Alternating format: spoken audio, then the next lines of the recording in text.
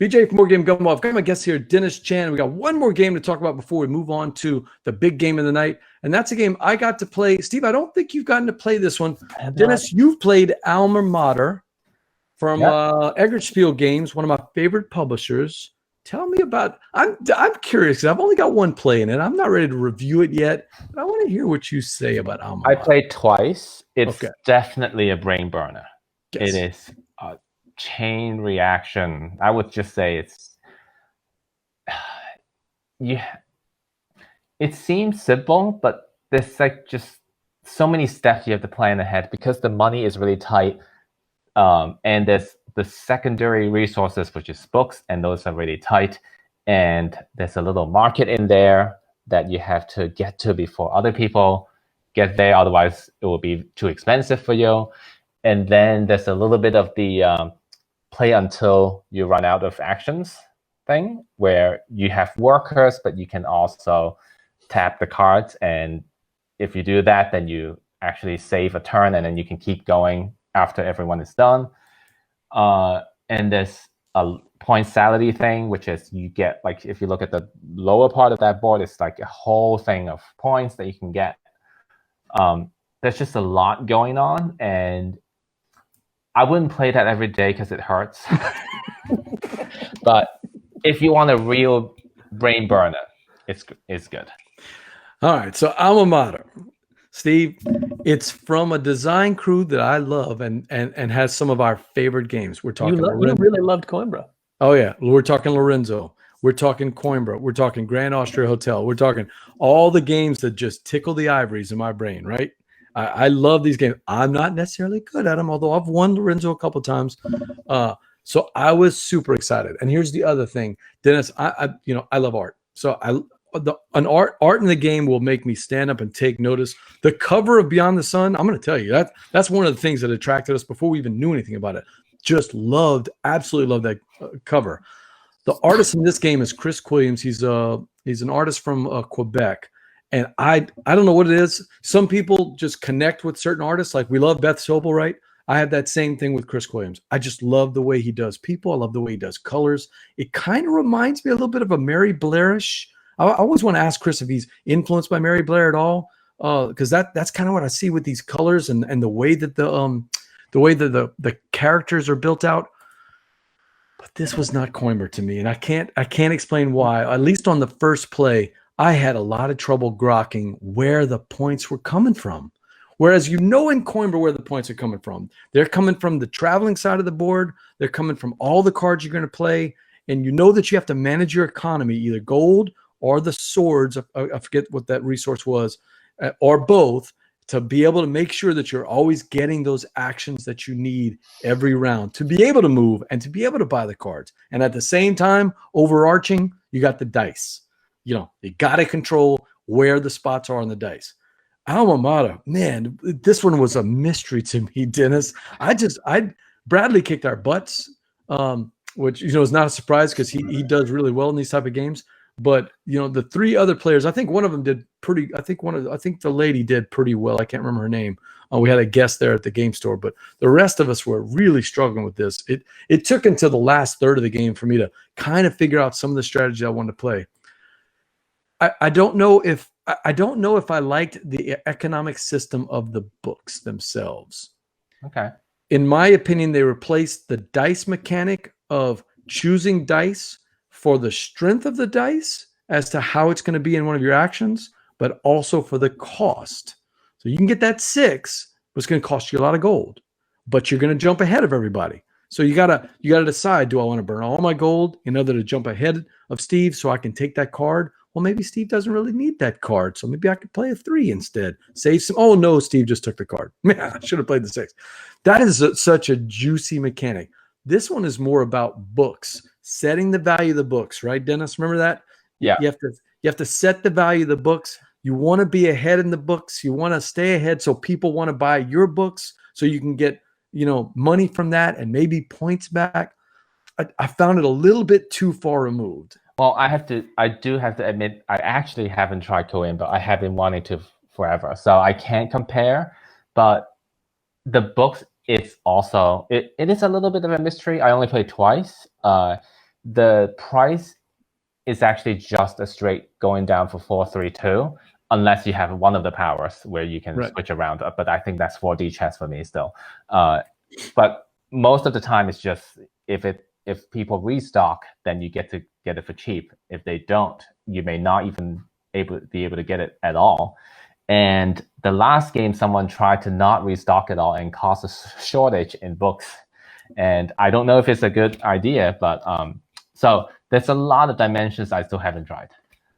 One thing I did note in watching Bradley play, because Bradley, I do actually try to watch what you're doing so that I can learn for the next time. And yes, Dean, I think that unlike Coimbra, which I instantly liked and just liked even more after every play, I think maybe Alma Mater is going to take a couple of times for me to dig into it and figure it out. You're probably right there. But Bradley says, I love that book auction mechanic because it doesn't look really important at first, but it's actually the key element of the game. And that's why I was stressing it, Bradley. I think it is. I think the other key element of the game is the track on the, let's see, where is it on this? Does it show it on the board? The A, B, C, D, E, probably, the e-research track. It's not filled out in the picture. Okay, so it's not filled out the track. That's the cards on the left side. They fill out this track. And I watched, that seems to be one of the key elements of board. You just cannot ignore that track as it's going up. And I think if I do a better job, that's what I'm gonna have to do. I'm gonna have to learn that track. Whereas in Coimbra, that track that you use looking at the monasteries, it can either be the strategy you want to go for or a supplemental strategy to what you're doing, but it's not necessary that you actually maximize all of your actions in there. It's a way to provide players with a different way to win. And I like that. I like when games have multiple paths to win. We're going to talk about that with your game, that it doesn't have one path to win. I love that part. In fact, but we'll talk about it when we get to it. But in this case, sounds like that answers Amy's question from earlier. But do you like Coimbra more or less than this one?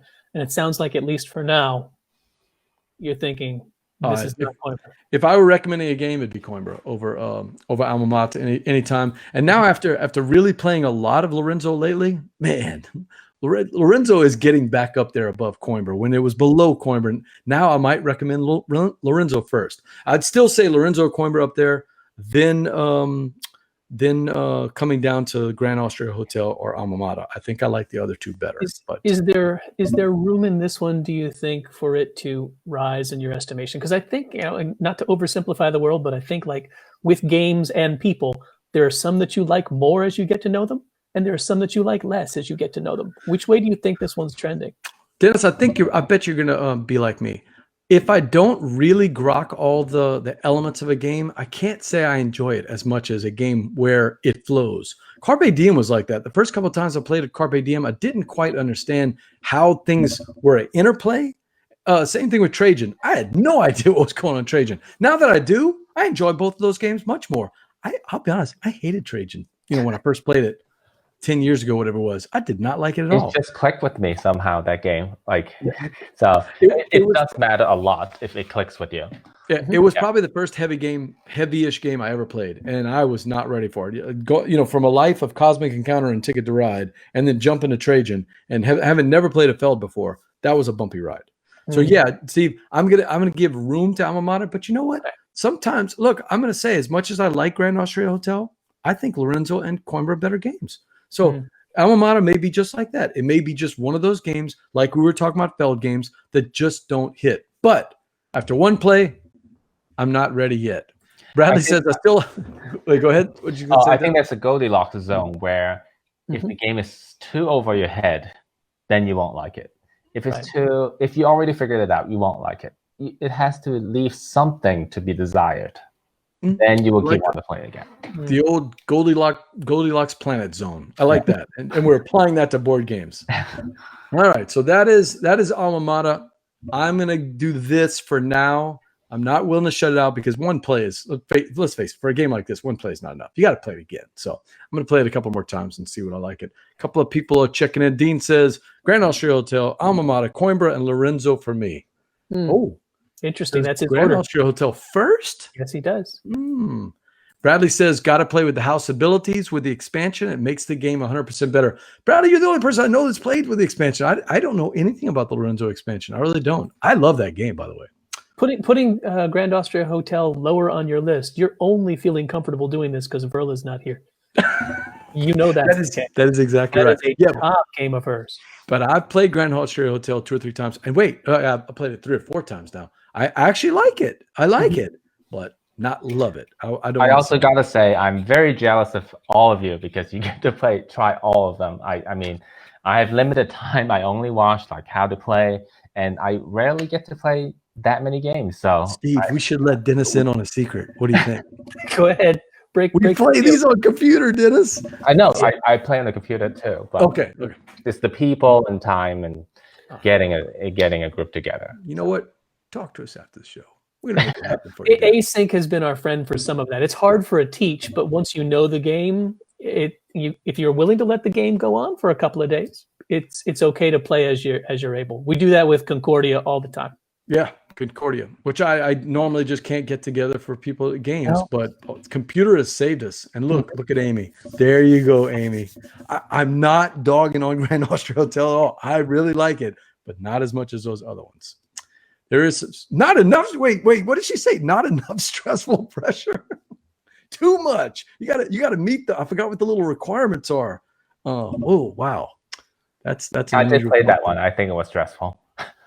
I find both that and Lorenzo very stressful. Now I don't even. Amy likes a competitive game. I don't even competitive against herself in some ways too. I've totally figured out. Like in Lorenzo, I'm just totally focused on one leader card and making sure I'm not getting excommunicated. I don't even think about the rest of the game because the rest of it will fall into place. I just don't want to be stressed out. I think you'll be stressed by Alma Mater to keep track of all the achievements, the 3 busts at the bottom, and the tech tree. Well, tech track. It's not a tree there. Yeah.